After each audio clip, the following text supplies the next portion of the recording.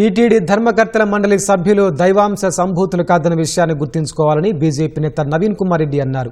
తిరుమల శ్రీవారి ఆలయం ముందు టీటీడీ ఉద్యోగిని అసభ్య పదజాలంతో దూషించిన టీటీడీ ధర్మకర్తల మండలి సభ్యుడు నరేష్ వెంటనే అతనికి బహిరంగంగా క్షమాపణలు చెప్పాలని డిమాండ్ చేశారు.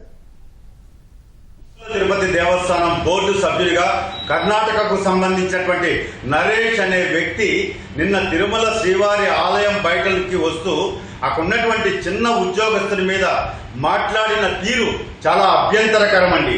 నేను ఒకటి అడుగుతున్నా టీటీడీ బోర్డు సభ్యుల్ని, అయ్యా మీరేమో దైవాంశ సంభూతులు అనుకుంటున్నారేమో, మీరు తిరుమల శ్రీవారి భక్తులకి సేవకులుగా పనిచేయమని చెప్పి ప్రభుత్వాలు మిమ్మల్ని ఇక్కడ బోర్డు సభ్యులుగా నియమించింది అన్న విషయాన్ని మనసులో పెట్టుకోండి. సామాన్య భక్తులకు ఏం కావాలో దాని మీద సమావేశంలో చర్చించేసింది తప్ప మీ ప్రతాపం టీటీడీ ఉద్యోగస్తుల మీద చూపిస్తే చూస్తూ ఊరుకో ఉండరు. కారకులైనటువంటి ఆ నరేష్ అనే బోర్డు సభ్యుడు ఆ ఉద్యోగస్తునికి బేషరతుగా క్షమాపణ చెప్పాలి.